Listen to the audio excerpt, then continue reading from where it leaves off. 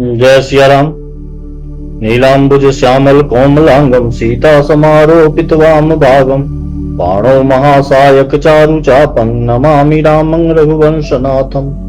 कर्पूर गौरं करुणावतारं संसार सारं भुजगेन्द्रहारं सदा वसन्तं हृदयारविन्दे भवं भवानी सहितं नमामि। मनोजवं मारुततुल्यवेगं जितेन्द्रियं बुद्धिमतां वरिष्ठं वातात्मजं वानरयूथमुख्यं श्रीरामदूतं शरणं प्रपद्ये। वन्दे गुरुपदकंज कृपा सिंधु नररूप हरि महामोहतम पुंज जासु वचन रवि कर निकर। जय सिया राम। मानसामृत के अगले भाग में आपका फिर से स्वागत, फिर से जय सिया राम। पिछले पाठ में हमने बालकांड के दोहा संख्या 220 तक का पाठ किया था। महर्षि विश्वामित्र के साथ राम लक्ष्मण जनकपुर में प्रवेश करते हैं। महाराज जनक को जानकारी मिलती है, वे आते हैं, महर्षि का दर्शन करते हैं। एक दूसरे से कुशल क्षेम पूछने के बाद उसी समय दोनों भाइयों का आगमन होता है जो फुलवारी देखने गए थे।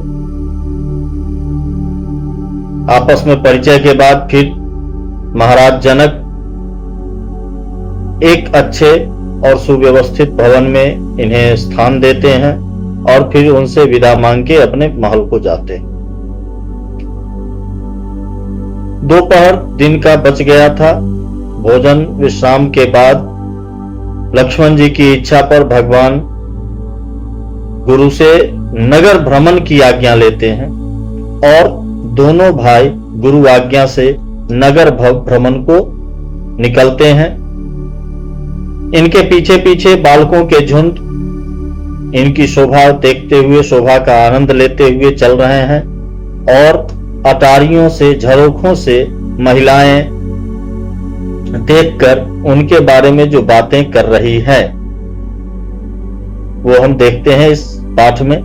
मानसामृत के इस आज के पाठ में दोहा संख्या 220 से प्रारंभ करते हुए आगे का पाठ। बै किशोर सुषमा सदना श्याम गौर सुखधाम अंग अंग पर बारी यहीं कोटि कोटि सतकाम। दोहा संख्या 220 आगे। कहूं सखी अस को तनुधारी जो न मोह यह रूप निहारी को सप्रेम बोली मृदुवानी जो मैं सुना सो सुनऊं सयानी। हे सखी, भला कहो ऐसा कौन शरीरधारी होगा जो इस रूप को देखकर मोहित न हो जाए।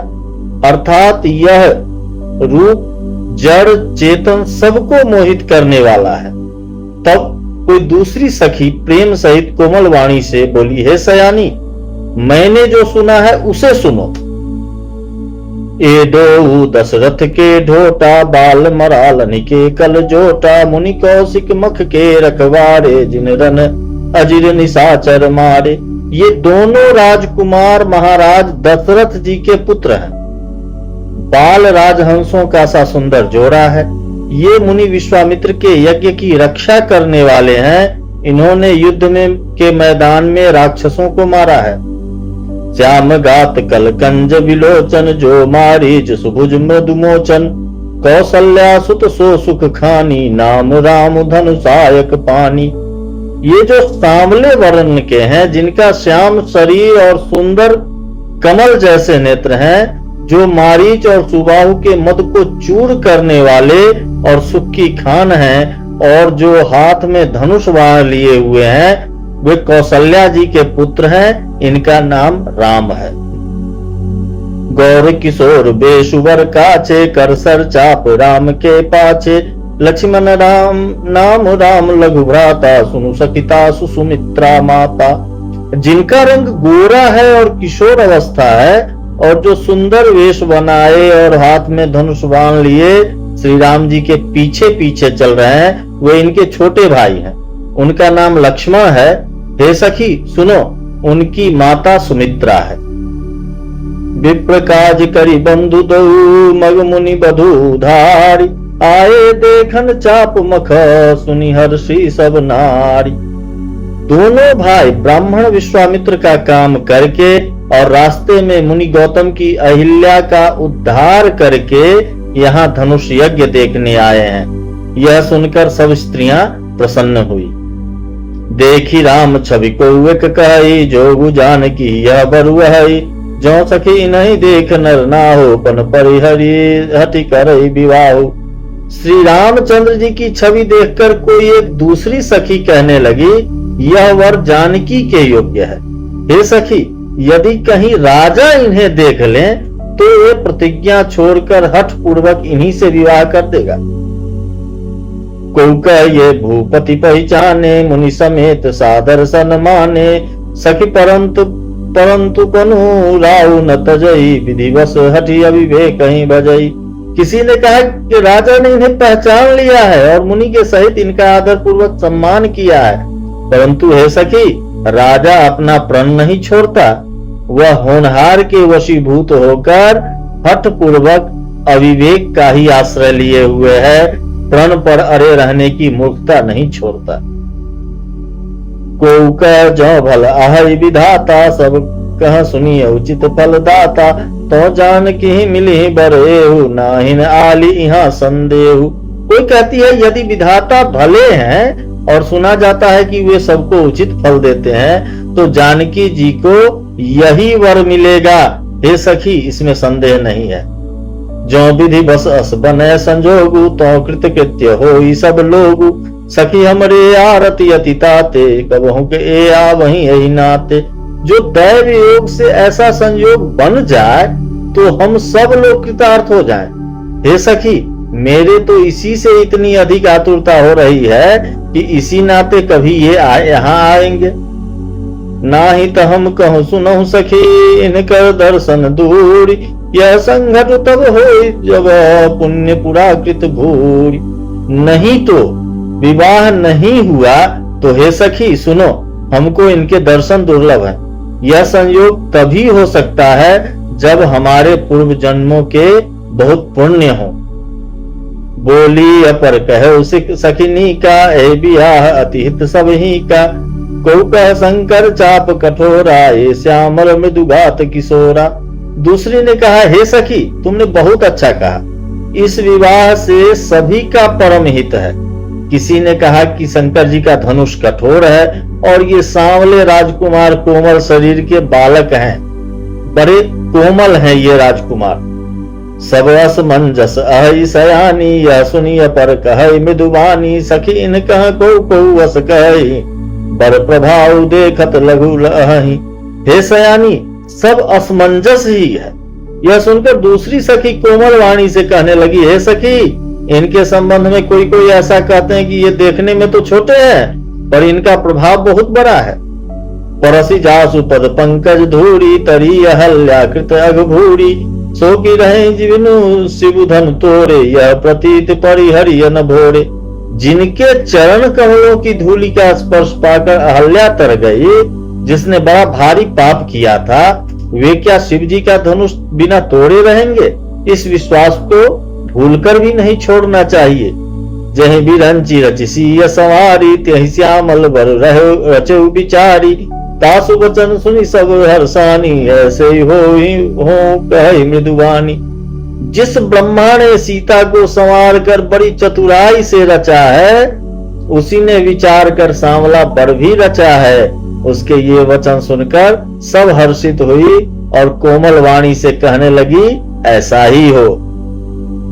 यह हर्षहि बरसहि सुमना, सुमुख सुलोचन वृंद। जाहि जहाँ जहाँ बंधु दो, तह तह परमानंद।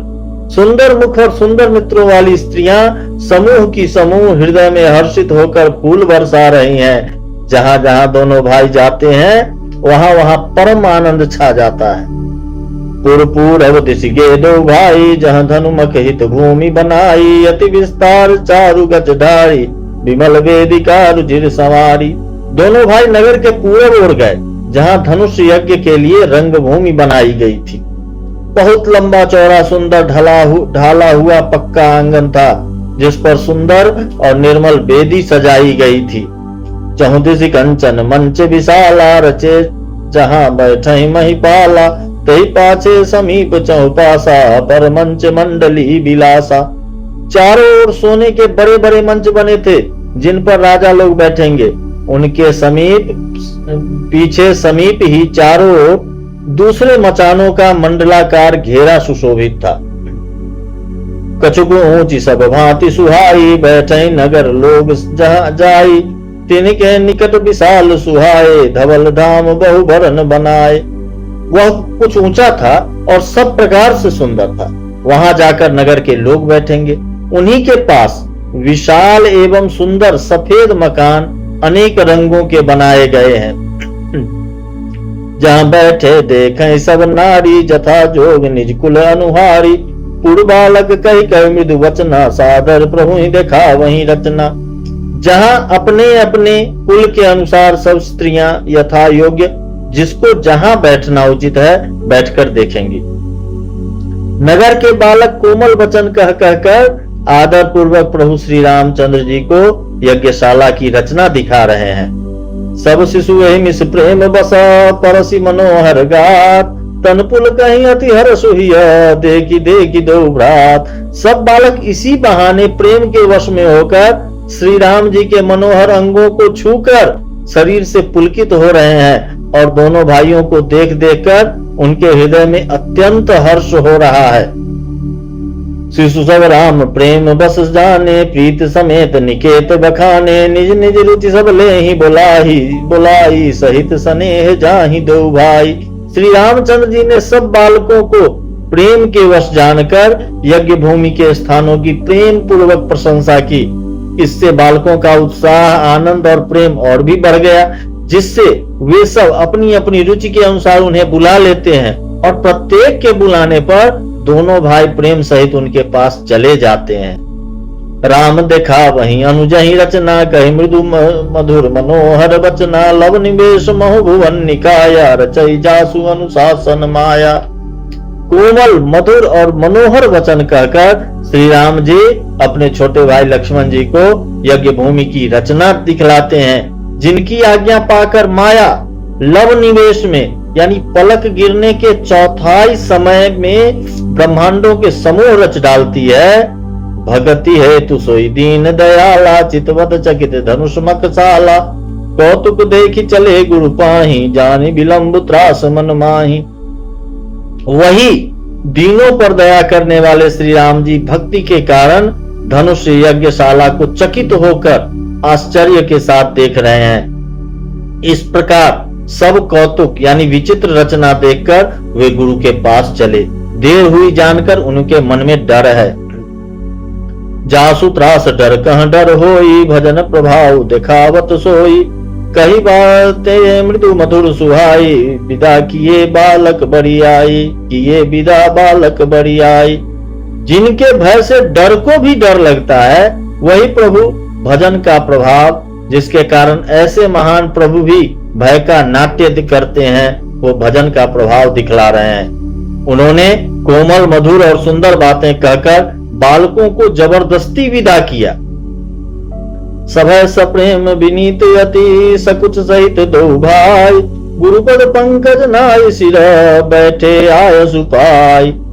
फिर भय, प्रेम, विनय और बड़े संकोच के साथ दोनों भाई गुरु के चरण कमलों में सिर नवाकर आज्ञा पाकर बैठे। दोहा संख्या 225। आज का पाठ यहाँ तक। जय सिया राम। फिर मिलते हैं मानसामृत के अगले भाग में अगले पाठ के साथ। तब तक के लिए जय सिया राम।